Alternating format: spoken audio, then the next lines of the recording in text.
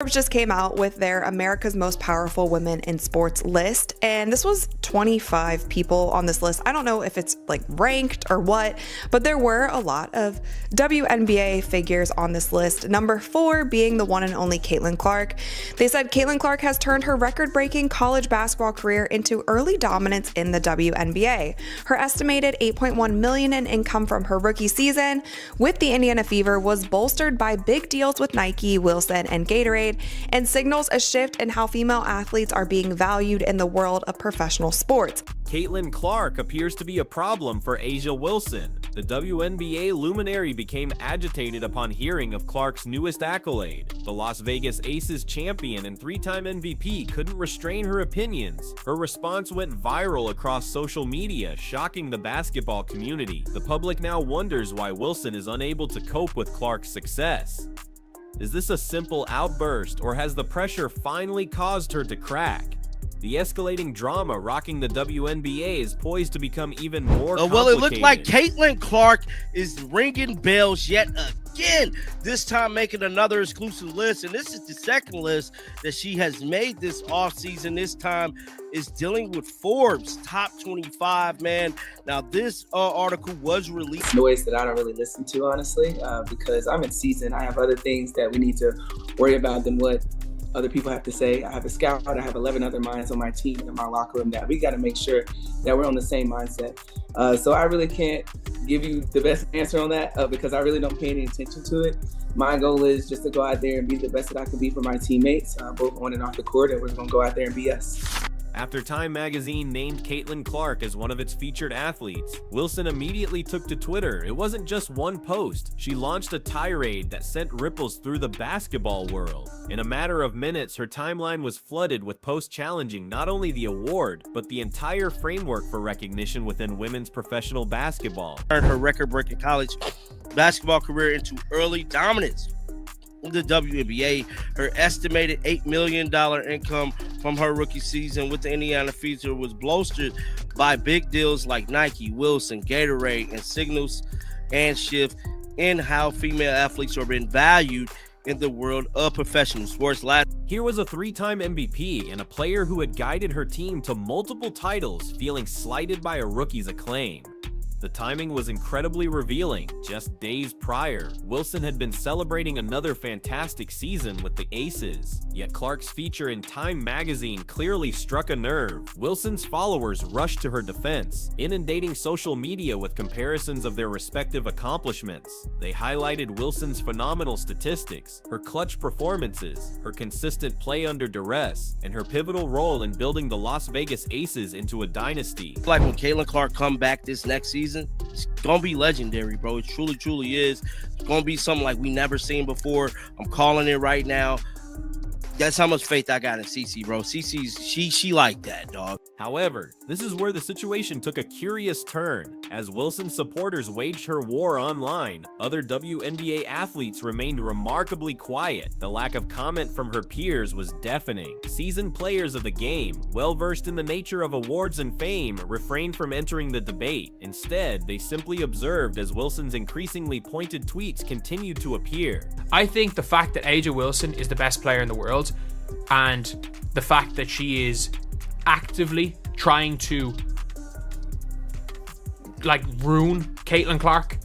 What made this public outburst especially compelling was its backdrop. Wilson wasn't merely another player feeling ignored. She was already at the pinnacle of her profession. She had an endorsement for her own shoe with Adidas. Her jersey sales were soaring. The Aces had structured their entire organization around her. Still, in some way, Clark's acknowledgement in Time magazine seemed to jeopardize all of that. Before the WNBA season started, A'ja Wilson, when she was asked about Caitlin Clark, stated, Caitlin Clark is only as popular as she is because of her race, and there's nothing that anyone else can do because,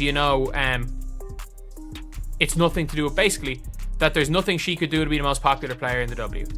The basketball world observed in real time as Wilson's tweets morphed from veiled critiques into overt allegations. she began to challenge the media's intentions, imply biased coverage, and allude to more profound problems within the sport. Her follower count grew with every tweet, transforming her private frustration into a widespread movement. Like, if A'ja Wilson, I'm telling you this right now, if A'ja Wilson did not say a word during the season, A'ja Wilson would be one of the most popular basketball players because she's a hell of a player. As soon as Caitlin Clark's Nike deal gets announced and that she's getting a signature shoe, A'ja Wilson goes on Twitter and goes on an entire 4 or 5 tweet rant about how she'll never get the recognition that she deserves, and basically that Caitlin Clark is only getting this because of her race again. News outlets seized upon the narrative instantly. Sports commentators who typically centered on game stats were now analyzing Wilson's online conduct. Some defended her prerogative to voice her frustration. Others debated whether an athlete of her stature should be so openly unnerved by a newcomer's triumphs. The conversation expanded past basketball enthusiasts. Social media personalities, sports pundits, and fans of other sports all contributed their opinion. What began as a response to a magazine feature evolved into a discourse on recognition, respect, and representation in female athletics. Wilson's shoe sponsor, Adidas, watched apprehensively from afar. Their premier athlete was generating headlines, but not for her incredible skills or championship wins. Instead, she was trending for what was widely perceived as an emotional reaction to a rising star. The ultimate twist emerged when clips from Wilson's older interviews started to circulate, videos in which she discussed nurturing young talent, being a positive role model, and uplifting the subsequent generation of athletes. These clips, juxtaposed with her latest tweets, created a portrait of a champion wrestling with change. Basketball blogs had a field day parsing every word. They noted the shift in Wilson's tone when talking about Clark compared to other rookies. They observed the timing of her posts, which always appeared to be prompted by Clark's successes rather than any on-court rivalry. Former WNBA legends began to comment, albeit cautiously. They empathized with the strain of being at the top and feeling the need to protect one's status. Some recounted their own difficulties with passing the baton, but the consensus was clear. Wilson's public response was benefiting no one, least of all her. The episode climaxed when Wilson replied to a fan who advised her to concentrate on her own performance. Her sarcastic retort became an instant viral hit. "Focus on my game? 3 MVPs isn't enough focus." The post was deleted in hours, but screenshots circulated endlessly. Sports psychologists weighed in with their analyses. They spoke of the burden of being a league ambassador and the difficulty of staying dominant in a sport in flux. Some theorized Wilson's behavior pointed to deeper insecurities about her legacy. The Aces public relations team worked frantically to manage the story. They emphasized Wilson's charity work, her leadership qualities, and her commitment to the sport's growth. But each new tweet from their star made their efforts more difficult. How can you control a narrative when its subject keeps writing new, unpredictable chapters? As time went on, the initial stun of Wilson's reaction transitioned into wider discussion. Questions arose about the spirit of competition in women's sports, the need to stay relevant in the social media era, and the intricate dynamics between established icons and emerging talents. This whole affair shed light on a critical aspect of modern athletics. It's no longer confined to on-court action. Every tweet, post, and reaction is woven into an athlete's public persona. For Wilson, this Twitter storm added a very complex chapter to what had been a relatively clear-cut story of success. In retrospect, this was a pivotal moment. It transcended Wilson's reaction to Clark's Time magazine feature. It became a story about how champions react to change, how stars manage a shared spotlight, and how social media can transform private feelings into public theater. This response to Clark's Time magazine feature was not a singular event. Wilson's actions had been forming a troubling pattern, one that emerged when Clark started to make a significant impact in women's basketball. Consider the Nike deal controversy first. When the news of Clark's signature shoe line was released, Wilson did not remain silent. Instead, she posted a series of comments on social media that caused a stir throughout the basketball community. What made this particularly strange was that Wilson already had her own signature shoe with Adidas. As one of the few WNBA players with such a prestigious deal, she seemed unable to congratulate another player for joining that elite group. The matter grew more complex with reports about Nike's reaction. Insiders alleged the company was so concerned about upsetting Wilson and other veteran players that they delayed Clark's shoe launch. Consider that, a huge corporation altering its strategy out of fear of one player's This demonstrates the level of sway Wilson had attained in the sport. Yet, the shoe controversy was only the start. Following Clark's official selection by the Indiana Fever, Wilson's remarks about playing in Indiana seemed peculiar to many. Here was a WNBA champion professing to feel intimidated by arenas filled mostly with young girls and families. The basketball community found it hard to understand. Was this the same Wilson who thrived in hostile playoff environments? Her reaction to game analysis sparked even more alarm when the legendary Rebecca Lobo posited Wilson might be a unanimous MVP pick, a statement intended as high praise. Wilson's fanbase attacked Lobo online. Wilson's lack of response during this incident was very telling. A single tweet could have pacified her followers, but she opted for silence. This recurring behavior extended to all of Clark's achievements. Every broken record and every milestone reached appeared to elicit a reaction from Wilson. It reached a stage where fans began to anticipate Wilson's comments almost as much as Clark's actual feat. News outlets started tracking it, assembling video compilations of Wilson's reactions to Clark's triumphs. Team chemistry began to show signs of strain as well. Wilson's teammates on the Las Vegas Aces were constantly being asked about the situation. They had to walk a fine line between backing their star player and not devaluing Clark's accomplishments. It was a balancing act no one wanted, but everyone had to perform. The WNBA's main office observed these events with increasing anxiety. The league was enjoying unprecedented expansion, drawing in new fans and corporate sponsors. However, instead of headlines about incredible plays and growing viewership, the focus repeatedly shifted to the drama brewing between Wilson and Clark. League veterans began to weigh in, though with caution. They recalled similar power shifts from their own careers, when new stars rose and established players had to adapt, but social media had fundamentally altered the dynamic. What might have previously been kept as private frustrations were now broadcast publicly for all to see and dissect. Marketing specialists highlighted how Wilson's conduct could impact her brand in the long run. She had cultivated an image as a self-assured champion who empowered others. That image was now developing cracks.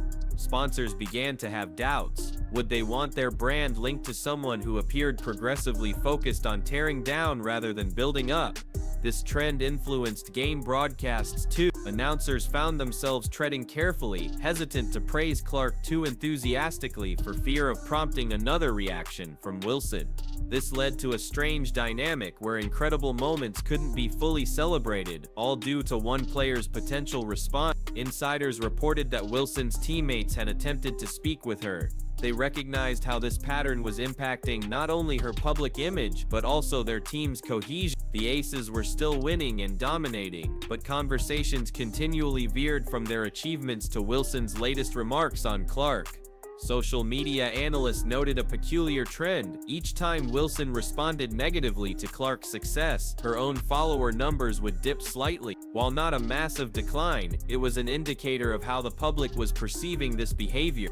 Even some of Wilson's most steadfast supporters began to wonder if their champion was engaging in the wrong conflicts. The pattern spilled over beyond basketball. Major news organizations began to report on the story not as sports news, but as a human interest feature. They examined themes of rivalry, insecurity, and the difficulties of remaining at the top of professional sports.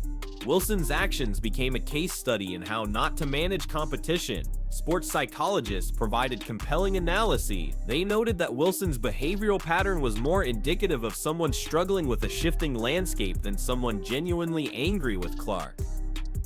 It was no longer about individual accomplishments, but what those accomplishments signified, a new era in women's basketball. Other WNBA players began to brand themselves differently. Figures like Nafisa Collier and Arike Ogunbowale saw their popularity rise partly due to their graceful and supportive handling of Clark's ascent. In contrast to Wilson's resistance, they demonstrated an alternative approach to welcoming new talent. This pattern affected Wilson's on-court performance, but perhaps not as one might assume. Her statistics remained stellar, even improving. It seemed as if she was attempting to prove a point with each game she played, yet the joy appeared to be gone. Observers noted fewer smiles and less engagement with the audience. She was a champion who seemed weighed down rather than uplifted by her own triumphs. As the season went on, the pattern grew more predictable. Clark would accomplish something. The media would laud it, Wilson would react, her fans would lash out, and the cycle would repeat. It was draining for all involved, particularly for those who simply wanted to enjoy the game. Looking forward, significant questions remain. Can Wilson escape this pattern? Will Clark's official WNBA debut improve or worsen the situation? The league's future could hinge on how this dynamic evolves. At present, what ought to be a narrative of women's basketball soaring to new heights has become a warning story about how success can elicit unforeseen reactions, even from the most celebrated stars. The basketball world is now speculating on what comes next. Pundits forecast that the first head-to-head game between Wilson and Clark will shatter viewership records. Ticket prices for Aces vs. Fever matchups have already soared, as fans are eager to see this drama play out on the court. Privately, team owners are concerned about the long-term consequences. The WNBA thrives on strong personalities and healthy competition. This situation, however, feels different. It is sowing division among the fan base during a period when the league ought to be unified and celebrating its expansion. Clark's handling of the matter adds another dimension. She has consistently taken a diplomatic approach, never directly engaging with Wilson's remark. When journalists attempt to draw her into the drama, she skillfully pivots the conversation back to basketball. This poised response has earned her even more fans, which inadvertently makes Wilson's reactions appear more inappropriate. Sponsors are also paying close attention. Major corporations seeking to invest in women's basketball desire positive narratives. Wilson's recurring behavior is making marketing executives wary.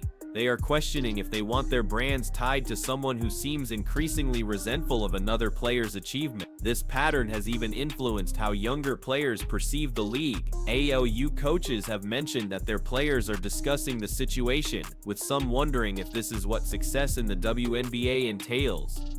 This is not the type of dialogue the league wants its future stars to be having. Youth basketball camps have also seen a shift.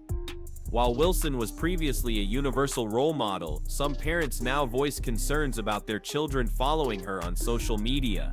The very platforms that helped elevate Wilson's brand are now documenting its potential decline. Las Vegas media outlets, typically unwavering in their support for Wilson, have started publishing editorials urging her to rethink her strategy.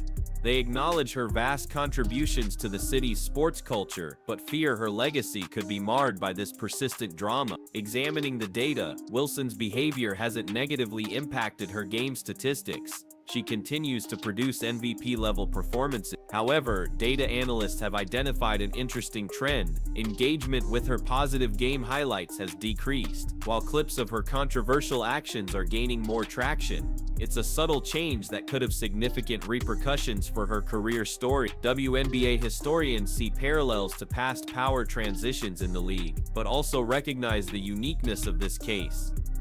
Never has social media enabled such detailed public tracking of a star's response to an up-and-coming talent. Wilson's every post, like, and retweet contributes to a broader narrative about navigating competition in the digital era. As the new season nears, basketball insiders believe this pattern will either cease or escalate. There seems to be no middle. Wilson must either learn to coexist with Clark's stardom or face the risk of being remembered more for her reactions than for her incredible on-court accomplishments. The question on everyone's mind is not if Wilson will react to Clark's next success, but how. Will she persist in this pattern of contesting every honor, or will she discover a new way to cement her own legacy without undermining that of others? The outcome could shape not only her career, but this entire chapter of women's basketball.